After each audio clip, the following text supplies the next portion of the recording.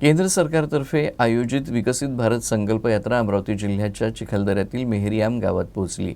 यावेळी गावकऱ्यांनी आदिवासी लोकनृत्य करून या यात्रेचं स्वागत केलं। भारत सरकारद्वारे विकसित भारत संकल्प यात्रेचं आयोजन 15 नोव्हेंबर या भगवान बिरसा मुंडा जयंतीच्या निमित्तानं देशभरात करण्यात आलं।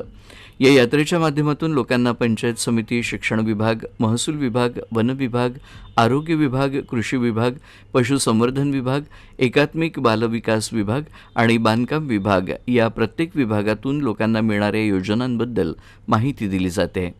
यातच ही संकल्प यात्रा चिखलदऱ्यातील मेहरियाम गावात पोहोचली। यावेळी गावकऱ्यांनी आदिवासी विकसित संकल्प यात्रेचं स्वागत लोकनृत्य गादली सुसून करून केलं। यावेळी गावकऱ्यांना शासकीय योजनांची माहिती देण्यात आली।